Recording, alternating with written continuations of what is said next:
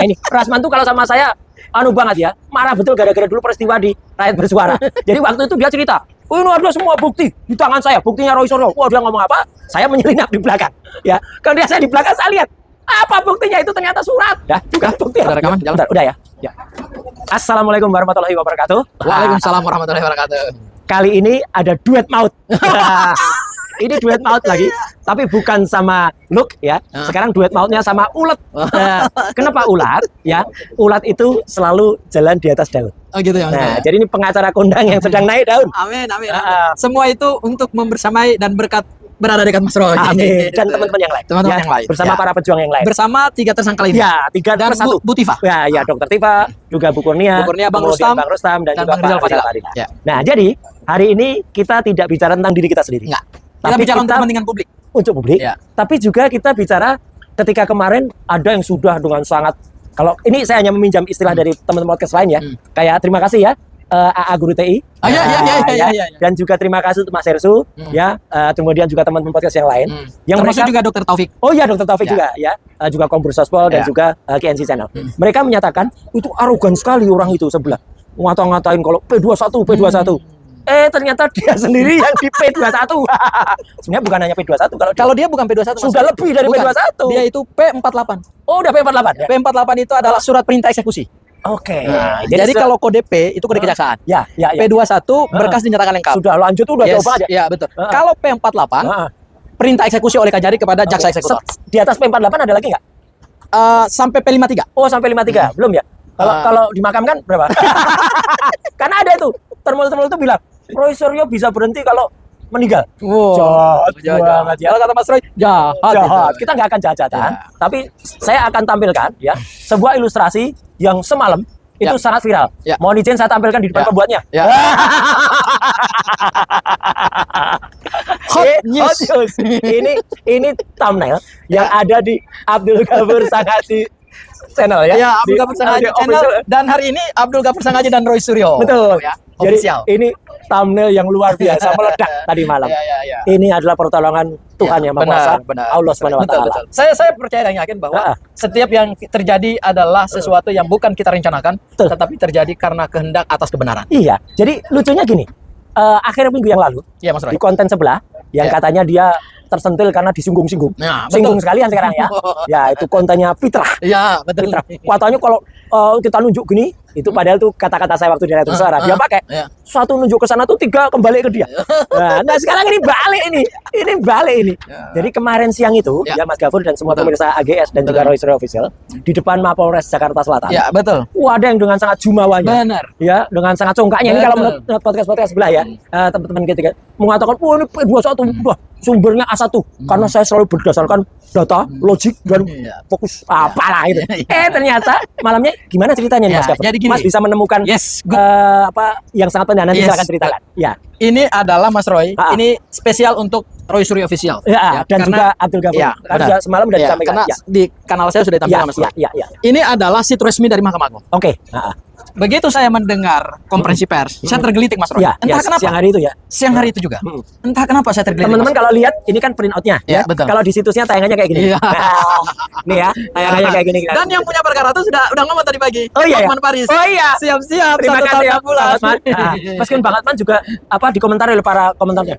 Bang, itu nggak usah disebut pengacara. Karena sudah dibekukan. Ya, terus Bang Sangaji. Jadi Mas Roy, saya itu sebenarnya tidak pernah tertarik. Ya. Untuk yang ngapain juga kita kepo. Ya, saya nggak pengen kepo. Satu-satu yang pengen kita kepo itu hanya Kepolisian Republik Indonesia. Itu kepo juga itu. Saya nggak kepo. Ya. Tapi begitu saya mendengar jumawanya dia di Mapolres Jakarta Selatan itu, insting saya langsung muncul Mas Roy. Sebagai seorang advokat. Ya. Advokat loh ya. Yes, advokat. Bukan avokat. Kalau avokat itu yang ngaku-ngaku punya kartu avokat itu. Ini advokat resmi. Ya, resmi. Nah, Mas Roy, saya tergelitik untuk mempelajari perkaranya Rasman. Oke. Saya pengen tahu sampai sejauh mana posisi perkaranya. Jadi biar jelas, ini perkaranya si Ran. Ran. Rasman Arif Nasution. Ya. Saya bukalah situs website ini. Tapi saya telusuri lewat jejak Pengadilan Negeri Jakarta Utara. Saya baca dakwaannya.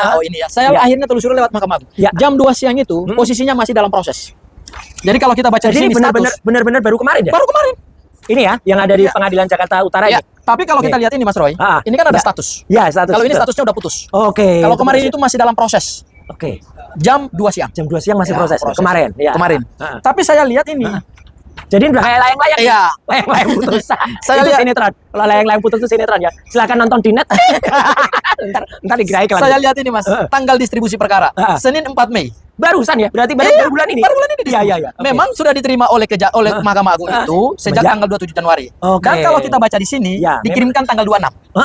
26 dari Pengadilan Negeri Jakarta Utara. 27 diterima oleh Mahkamah Agung. Lewat banding dulu kan? Enggak, langsung. Oke. Kemudian diregistrasi. Tapi ceritanya gini, biar teman-teman yang nonton itu bisa utuh ceritanya. Ini ceritanya tuh Rasman, kalau tadi disebut Hotman kan? Itu ceritanya dulu gimana itu? Jadi kasusnya apa dulu? Rasman dengan Hotman Paris ini. Rasman, ini ada surat dakwaannya ya? Iya. Dakwaannya di sini dia bersama Iklima. Oke. Nah, memfitnah Hotman Paris. Memfitnah Hotman Paris lewat undang-undang ITE. Ya. Kemudian Hotman Paris melaporkan. Oke. Ya, dan karena ada katanya kalau berdasarkan ini loh. Iya. Kita fakta. Ya, ini fakta. Berdasarkan fakta. Berdasarkan dakwaan yang sudah baca, itu katanya ada tuduhan terhadap Hotman dia melecehkan si Iklima. Iya. Dan setelah itu putus. Pokoknya Pengadilan Negeri Jakarta Utara ini putus 1 tahun 6 bulan. 1 tahun 6 bulan. Subsidiar 4 bulan. Terus kalau nggak bayar denda. Terus ini saya benar fakta lagi. Kok disebut ada ibu-ibu ini ikut-ikut lagi itu ada apa? Karena dia pengacaranya waktu itu. Pengacaranya sih? Pengacara Rasman di Pengadilan Negeri Jakarta Utara bersama Oi Wibowo. Bersama Oi Wibowo ya. Jadi jangan ikut saya kok disebut ini ada beritanya nih loh. Ini loh ya. Saya nggak sebut namanya deh. Nanti disebut namanya marah dia. Disebut mak itu juga marah nanti dia. Enggak usah lah. Enggak usah disebut mak, enggak usah disebut siapa. Pokoknya ini gambarnya ada. Ya. Tapi kalau saya sama dia Mas Roy, saya anggap sebagai ya orang tua aja lah. Orang tua ya. Oke. Orang tua tapi pernah muda juga kan. Ya, terus. Jadi ini putus di Jakarta Utara. Oke, biar banding. Biar orang awam kayak saya runut ya. Oke. Setelah itu banding. Banding di ini pengadilan tinggi. Pengadilan gini. Ya, ini. Pengadilan negeri Mas Roy. Ya. Dia putus tanggal ini ada tanggalnya 30 September 2025. Oke, nih biar jelas. Ya. Putusnya ada 3 amar yang penting. 1 tahun 6 bulan. Kena vonisnya adalah 1 tahun 6 bulan ditambah subsidiar. Oke. 4 bulan kalau nggak bayar denda 200 juta. Oh, 200 jutanya sudah dari sini. Iya. Oke, dari Pengadilan Negeri Jakarta Utara. Oke. Ya. Dia karena tidak terima terhadap putusan ini dia banding. Ya, Pengadilan TKI Jakarta. Biasa dia naik banding. Naik banding lo ya. Enggak naik meja. Kalau naik meja ada satu orang. Satu lagi. Temannya. Iya, yang telepon juga tuh naik meja itu. Yang katanya, "Saya enggak tahu tiba-tiba tubuh saya udah ada di atas meja." Wah, ODGJ berarti. Ya, gitu. ODGJ itu orang dengan guguk di jejak. Gitu. Oke, terus dia naik banding diputus tanggal 17 November. Oke, berarti kurang lebih yang nggak sampai sebulan kan? Sebulan. Udah naik banding ya. Naik banding. Ya. Putusnya adalah menguatkan putusan Pengadilan Negeri Jakarta Utara. Yang 1 tahun 6 bulan ini dikuatkan oleh Pengadilan. Itu biar orang awam ngerti ya, bisa ngikutin ya gitu. Karena banyak sekali yang tanya. Bahkan beberapa profesor juga tanya, "Mas, kasusnya apa sih si Rasman itu?" gitu loh. Hotman. Bukan, Rasman kena ini kasusnya apa? Gitu dengan Hotman Paris. Dengan Hotman Paris. Ya. Lalu dikuatkan dengan putusan Pengadilan Negeri, artinya putusan ini tambah kuat. Ya, jadi kuat banget ini. Ya, double. Nah, dua-dua ini Mas Roy, ini disebut judes faksi. Ya, saya tadi belajar hukum. Ada judes faksi, ada juris di atasnya. Ya. Judes faksi itu adalah fakta, kewenangan Pengadilan Negeri dan kewenangan Pengadilan Tinggi untuk memeriksa fakta. Betul. Persidangan. Ya. Nah, atas dasar ini, ditolak bandingnya, dia ngajuin kasasi ke Mahkamah Agung. Nah, muncullah putusan ini. Putusan ini keluar kalau kita cek dari kan November. Ya, betul. Tapi dia berkasnya dikirimkan tanggal 27 Januari. 27 Januari diterima oleh Mahkamah Agung. Betul. Kemudian diregistrasi oleh Mahkamah Agung. Itu tanggal registernya mana? Sebentar, tanggal register. Ini. Pokoknya asli lah ini, tanggal distribusi, tanggal registrasi 4 April. 6 April. 4 April. Ya, itu. 6 April. Diregistrasi ya, diregistrasi itu maksudnya dinomorin. Betul. Dinomorin untuk ini keluar ya nomor 5227 dengan Petsus 2026. Dengan nama-nama hakim. Oke, ya. Baru setelah itu tanggal 13 Mei kemarin, tanggal 4 Mei kemarin ya, beberapa hari yang lalu lah, 4 Mei. Berkas itu diantarkan ke meja hakim. Oke, sampai ke meja hakim. Namanya distribusi. Begitu ya. Sampai di meja hakim, hakim 3 ini nanti duduk rembuk, membaca fakta-fakta, kemudian penerapan hukumnya dan apa alasan daripada permohonan kasasi. Betul.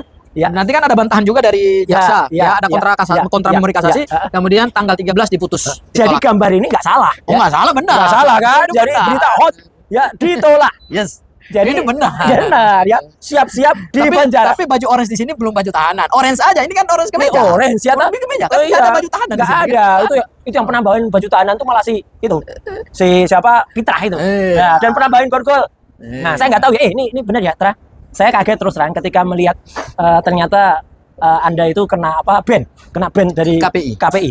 Itu katanya ada yang melaporkan. Demi Tuhan, demi Allah, bukan dari pihak saya, dari pihak kami yang melaporkan. Enggak, ya. Gitu, dan saya nggak tahu masyarakat umum. Mungkin masyarakat umum. Dan kenapanya kita juga nggak tahu kenapa dia di ban ya. Iya. Mungkin ada pelanggaran. Biasanya kayak gitu ada pelanggaran kode etik. Iya, kalau saya tahu karena pelanggaran SP3 SPS ya, pelanggaran untuk pedoman siaran. Oh iya, iya. Mungkin pelanggaran siaran ya. Bukan pelanggaran kode tapi pelanggaran siaran. Dulu misalnya Mas Dukol Arwana itu ngundang narasumber, narasumbernya memakan binatang, memakan cecak atau apa, itu nggak boleh. Ya, nah mungkin setahu saya Mas Fitra nggak pernah makan kayak gitu, tapi nggak tahu lah apa. Ya pokoknya. Mungkin dia bawa borgol itu. Nah itu, karena itu kan sesuatu yang menakutkan kan. Iya, bukan alat untuk publik. Iya, bukan alat biasa ya. Iya, bukan alat biasa. Itu kan alat mungkin kalau bawa gambar nggak apa-apa. Iya. Kalau bawa gambar borgol, dia gambar. Sebenarnya waktu itu ada juga yang harusnya dilaporkan. Karena dia bukan dokter, tapi dia pakai sneakers. Terus pakai stetoskop. Nah, itu kan kayak dokter. Ya itu si Fanani. Tapi kalau untuk tontonan publik mungkin yang nggak bagus tuh yang tadi borgol. Karena itu sesuatu yang mengerikan kan. Oke, itu tadi selintas saya. Kembali ke Rasman Arif Nasution yang ada dalam baju Shopee. Udah selesai faktanya, udah selesai. Tapi kan khawatirnya masyarakat banyak yang tanya juga, Mas. Dengan adanya ini kan istilahnya sudah eksekusi ya? Belum. Oh, belum. Jadi penetapan ini. Jadi gini Mas Roy. Iya. Ini baru pengumuman putusan. Ya. Karena di Mahkamah Agung itu putusan itu tidak dibacakan seperti di pengadilan negeri. Tapi sudah sah kan? Udah sah kan? Nanti ada orang anggap oh ini belum sah karena belum dibacakan gitu. Kan udah begitu diumumkan dianggap dibacakan. Iya, udah dibacakan. Undang-Undang ITE nomor 11 tahun 2008, nomor 19 tahun 2016 dan nomor 1 tahun 2024 itu menegaskan informasi elektronik itu sama nilainya dengan dokumen sah. Ya kan gitu. Ini ya, berarti resmi. Nah, jadi biasanya di Mahkamah Agung itu Mas Roy, para pihak itu kan nggak bisa hadir ke Mahkamah Agung. Oh iya. Sidangnya juga kita nggak tahu apa kan. Kita nggak tahu juga. Judak juris tadi itu ya kan yang sidangnya itu hanya memeriksa berkas. Ya. Kemudian diketuk palu, kan nggak ada yang tahu. Ya. Makanya kepaniteraan umumkan. Oke. Jadi umumkan itu seperti dibacakan. Ya. Tapi sudah resmi karena kalau kayak pengadilan sekarang kan pakai sistem kayak e-court gitu ya. Electronic court gitu ya. Itu hampir sama. Ya. Tahapan selanjutnya apa setelah ini? Tahapan selanjutnya adalah ini kan masih dalam proses minutasi. Oke. Ya. Minutasinya selesai, berkasnya salinannya ya. Salinan kalau minutasi cepat loh. Kenapa? Kalau yang lama tuh jam tasi. Lebih lama lagi minggu tasi. Bulan tasi, tahun tasi. Itu lebih lama. Kalau minutasi. Ini canda ya. Minutasi itu bukan berarti menit, tetapi minute akte gitu ya. Terus nunggu apa setelah diminutasi? Salinan. Oke. Salinan. Harus sampai ke nanti kepaniteraan Mahkamah Agung kirim salinan resmi ya, yang sudah ditentangkan di hakim tapi dikirim ke Pengadilan Negeri Pengaju yaitu Pengadilan Negeri Jakarta Utara. Kemudian dari Pengadilan Negeri Jakarta Utara dikirim kedua pihak, jaksa penuntut umum dan untuk penegasan terdakwa. Vonis yang dilakukan atau yang harus ditimpakan atau dieksekusikan nantinya kepada Rasman itu sesuai dengan yang ada di Pengadilan Negeri Jakarta Utara. 1 tahun penjara 6 bulan. Tambah subsidiar 4 bulan kalau tidak membayar denda 200 juta. Ya, berarti sebulan ya 50 juta lah. Itu harus dilakukan. Harus. Wajib. Wajib. Oke. Nah, kalau kemudian dia seperti seniornya si Plester melarikan diri. Ya harus dicari. Jadi ini ya kejaksaan, ya ini sebelum orangnya tiba-tiba lari kayak si Plester, terus nanti seluruh Indonesia saya tanya, apa melari? Mumpung orangnya belum lari. Tapi siapa tahu nonton siaran ini lari dia. Tapi begini, dia baru bisa dieksekusi setelah salinan resmi itu ada di tangan jaksa. Jadi sekarang dia belum bisa dieksekusi. Ya. Dia tapi sudah status terpidana. Kalau nanti tinggal menunggu waktu. Kalau nanti jawaban dia gini, kalau kemungkinan ada 2 jawabannya, ya ini skenario aja. Yang pertama, saya belum terima putusannya kok. Memang benar, pasti belum terima salinan. Itu benar. Jadi saya masih merdeka. Bukan merdeka dalam arti statusnya sudah terpidana. Tapi dia merdeka karena belum dieksekusi. Dan nggak benar. Saya masih ada kok. Gimana soal bas itu? Berita acara sumpah itu. Ini ada juga ya? Ada penetapan berita acara sumpah pengadilan pengambilan sumpah Rasman yang telah dicabut oleh Pengadilan Tinggi dan sudah diumumkan resmi ya oleh Mahkamah Agung. Ini kan keluarnya tanggal 11 Februari Mas Roy. Tanggal 14 Februari diumumkan oleh Mahkamah Agung. Terus dia katanya sekarang sudah menjadi anggota dari organisasi lain, Pradi Bersatu. Ya, kalau jadi anggota kan nggak apa-apa. Yang nggak boleh itu kan adalah menyandang status advokat. Nah, ini yang penting ya. Jadi ini bukan hanya untuk Rasman, tapi untuk si Andi Aswan. Kalau bergabung dengan organisasi kan namanya kan keanggotaan organisasi. Iya. Jadi sama ya si Andi Aswan juga ya. Kamu mau punya kartu Pradi Bersatu, ya atau mau nggak punya, itu bukan selaku advokat. Bukan selaku advokat ya, gitu. Ya, hanya keanggotaan aja. Sama dengan ini. Dia kan si Rasman ini kan sudah dipecat dari KAI. Kongres Advokat Indonesia. Sebenarnya yang penting itu bukan dari KAI-nya, Mas Roy. Dari ini pengadilannya. Ya, organisasinya dibatat. Karena status advokat itu disahkan oleh pengadilan. Baik. Jadi advokat itu statusnya oleh pengadilan. Bukan oleh organisasi. Itu negara. Pengadilan mewakili negara. Jadi mau Rasman itu katanya sudah tergabung lagi dalam satu organisasi. Oh, nggak ada masalah. Nggak ada masalah. Itu hanya kayak kita anggap aja organisasi biasa. Oh iya. Jadi perkumpulan aja, organisasi perkumpulan. Ya, sama dengan dia ketika misalnya, saya nggak dipecat kalau saya mengundurkan diri. Nggak ada hubungannya. Itu nggak ada hubungannya. Terus yang kedua, kemungkinan lain jawaban dia, saya udah PK. PK itu syaratnya 2. Oke, apa? Pertama, dia harus menerima salinan dulu. Padahal belum. Jadi dia nggak bisa PK sekarang. Ini kayak junjungannya. Sudah, tapi belum. Jadi sudah, tapi belum. Yang kedua, dia harus dieksekusi dulu baru PK. Karena apakah PK menunda eksekusi? Tidak. Nah, ini yang penting. Karena yang inkrah itu adalah kasasi. Yang inkrah, ya, itu kasasi. Inkrah, ya. Dalam Holland Spreker, ya. Jadi vervelend saya enggak ngerti. Ya, itu. Jadi inkrah itu berarti sudah jelas. Inkrah van Hausden. Ya, itu. Jadi dia harus dieksekusi dulu, putusan kasasi, baru dia mengajukan PK. Ya, jadi orang terpidana itu boleh mengajukan kasasi PK dari lapas. Oke. Iya, kalau enggak kan dia nggak bisa dieksekusi. Iya. Jadi gini, syarat mengajukan PK yang paling penting itu. PK tidak menunda. Tidak. Enggak kan? Enggak terus kemudian kalau PK keluar dulu. Enggak. Semua putusan pengadilan itu kalau sudah diputus oleh kasasi, kasasi itu adalah tingkat terakhir. Oke. Makanya PK disebut luar biasa. Betul, karena dia di atas itu. Di atasnya. Tapi luar biasa tidak menunda eksekusi. Eksekusi dulu jalan. Tapi ada juga putusan yang selain itu. Kan PK luar biasa. Nah, kalau Sylvester itu biasa di luar. Karena dia di luar. Dia di luar, tiba-tiba PK juga. Itu luar biasa juga. Sudah luar biasa di luar, luar biasa. Oke. Jadi intinya, apapun jawabannya, kalau nanti publik itu disamarkan dengan jawaban saya belum terima putusannya. Ya, memang benar. Kedua, saya mengajukan PK kok. Jadi saya belum boleh dieksekusi. Salah ya? Itu enggak ada. Oke. Dieksekusi dulu baru PK. Ya. Masalahnya Sylvester mengajukan PK karena kabur. Nah, itu nggak benar. Itu nggak benar. Padahal kita sempat salut loh pada hakim PK yang dari Pulau Bali atau Makanya gini Mas Roy, saya ada satu pesan yang penting Mas Roy. Gini. Putusan ini adalah putusan terhadap pribadinya Rasman. Ya. Selaku pelaku tindak pidana. Oke. Pelaku tindak pidana itu kalau bahasa awam udah pelaku kejahatan. Betul. Inkrah itu menunjukkan bahwa orang yang melakukan pelanggaran hukum itu statusnya sudah penjahat. Ya, karena terpidana. Ya. Bahasa hukumnya terpidana. Nah, tapi gini Mas Roy. Yang penting itu adalah kita selaku masyarakat yang punya kepentingan terhadap penegakan hukum di negara ini, jangan pernah lepas untuk mengontrol jalannya proses eksekusi. Persis. Ya. Supaya jangan ada lagi Sylvester yang kedua. Jangan sampai menjadi si plaster kedua. Ya, karena gini, kasihan Mas Roy. Pada hari ini dan waktu yang bersamaan pada saat banyak terpidana dieksekusi oleh kejaksaan. Betul. Karena putusannya sudah inkrah. Tapi masa terhadap orang-orang yang dekat dengan kekuasaan, dekat dengan geng Solo, kemudian lolos dari. Oke, sebelum kita tutup karena ini nggak usah panjang-panjang, intinya Rasman sudah inkrah, harus dieksekusi, ya, kena setahun 6 bulan, subsidi 4 bulan, atau bayar 200 juta. Tapi bukan karena ini loh ya. Nah, ini Rasman tuh kalau sama saya banget ya, marah betul gara-gara dulu peristiwa di Rakyat Bersuara. Jadi waktu itu dia cerita, ini ada semua bukti di tangan saya, buktinya Roy Suryo. Wah, dia ngomong apa? Saya menyelinap di belakang. Ya, kalau dia saya di belakang saya lihat apa buktinya itu ternyata surat, bukan bukti apa-apa. Wah, dia marah-marah. Ini pelanggaran Undang-Undang Perlindungan Data. Perlindungan data apa yuk?